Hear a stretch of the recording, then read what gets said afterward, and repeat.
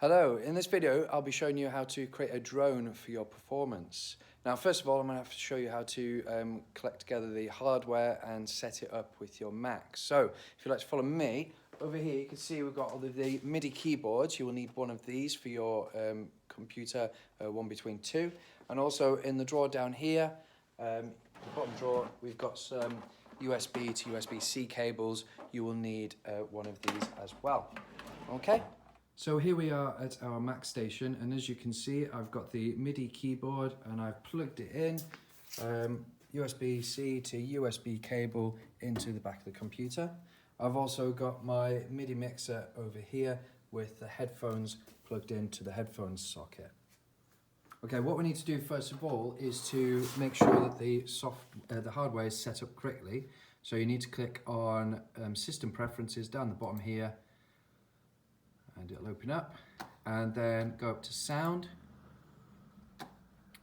Output, change it to USB audio codec, make sure it's not muted, make sure the volume's up, and now all of the sound should come out of the headphones when you're listening to it, and this one here is your volume. Make sure the door is up as well.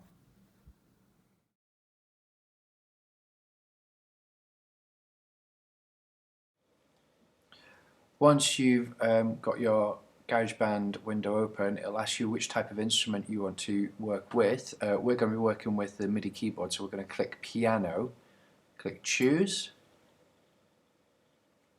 You can name your song whatever you want to name it.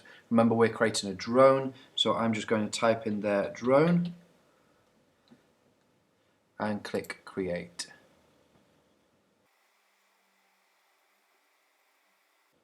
Okay, so this is what GarageBand looks like when it opens up. A few things that I need to show you first of all. GarageBand works chronologically with the audio, so all of your audio will appear here in this bar.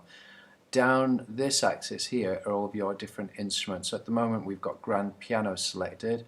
We can mute this, we can make sure that this is the only track that's being listened to. So as we build up multiple tracks, we can obviously isolate those. We can change the pan between left and right speakers and the volume, and this is obviously the volume monitor here. We can add more tracks as we go through it by this little plus button down the bottom, and the scissors allow us to change elements about the track that's currently highlighted green.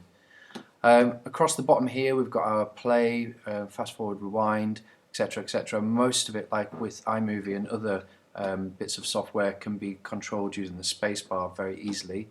We've got a loop button, and we've also got the metronome on. For this process we're going to turn the metronome off, so we're going to unhighlight that one.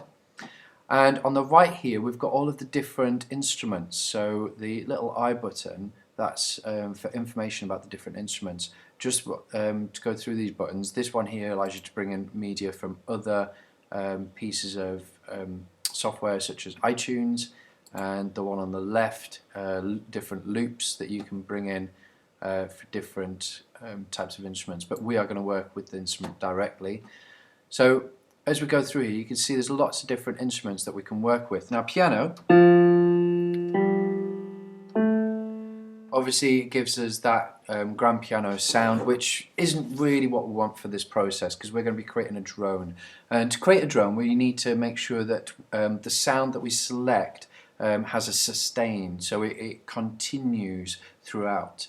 And for that we want to use some of the synths. Now we've got synth basics, synth leads, and synth pads, and synth textures. So just working with a couple of these. Obviously if I click one at random, planetarium for example, as I hold down a note it plays throughout, which means it's a sustained note. As you can see, as long as I hold down this key it's going to continue. And all of these work in the same way. Okay. So I'm going to choose this one here on synth pads called Mercury Wash. Okay, and what I'm going to do is I'm going to pick 3 keys on my keyboard. It can be any 3 keys, but that's the rule of 3. Is I want you to pick 3, no less, no more. And there should be three keys that sound fairly harmonious together so they don't clash. Okay, so we're just going to try three keys, lower down the keyboard.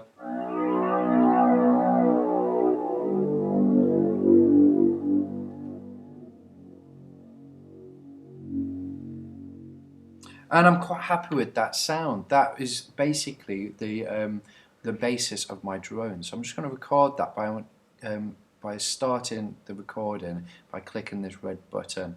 And as you can see, this red line will start moving as we go chronologically through time.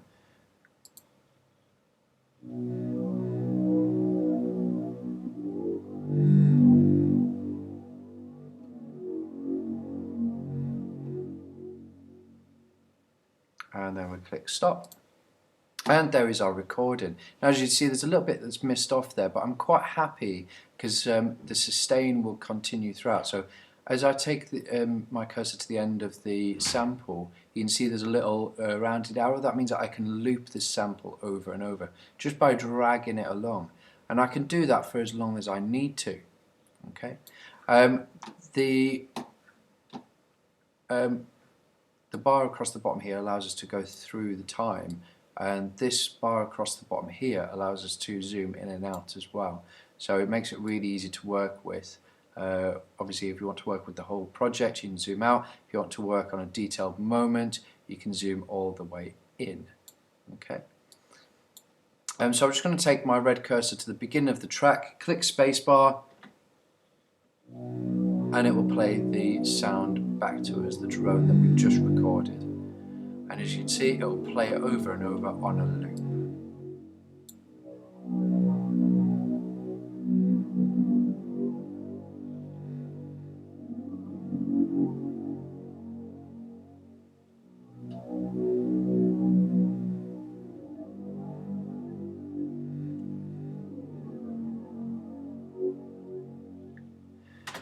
So that's the basis for our drone. Now, I could leave it there, and I'd be very happy with that, to be honest. It creates a very sort of foreboding, scary, eerie atmosphere, which is ideal for one of our scenes.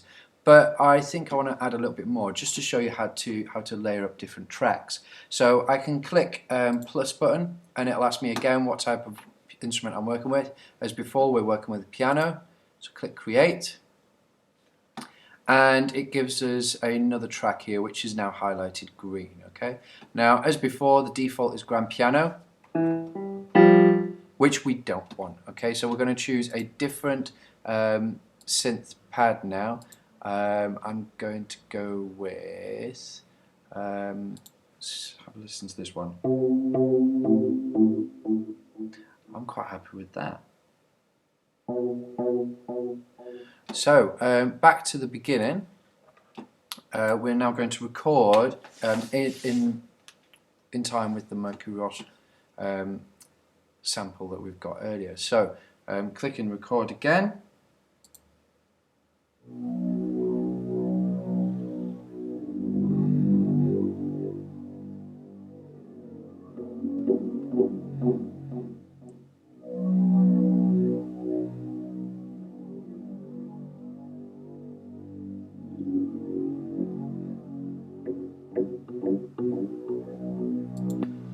Okay, so as before, I can just drag it and extend it. I can, if I'm not quite happy with it, I can shorten it to make it work in time with the other piece. So I can extend this as long as I need to. Your scenes are about maybe 3-4 minutes long, so you can obviously work with the timer up at the top there. So at the moment that's standing about 35 to 40 seconds. So obviously create a piece of a drone that works for you, and then check it back and see what it sounds like.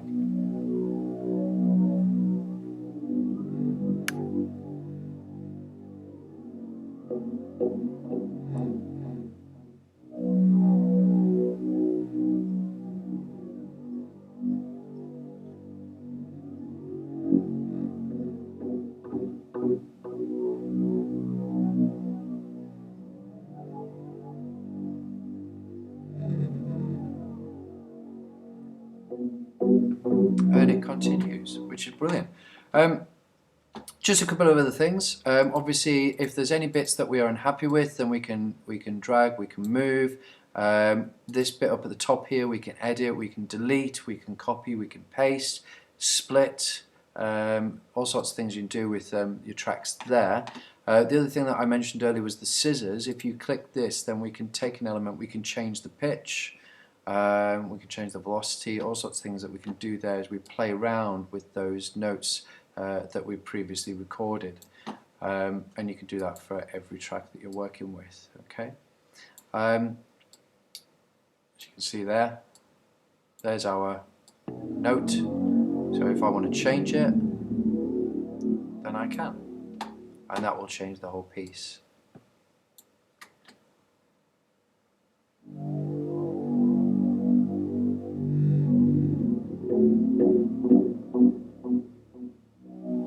And so on and so on. Okay, once you're happy with your drone, as I would be with this one, I think I'd use this in my production, I go up to share up at the very top here, and I click export song to disk. And then I'm going to export it as an AAC file, so I'm going to click export and save it as a drone. For now, I'm just going to save it to my desktop so I can get to it easily. When I click save, it will create a mixdown.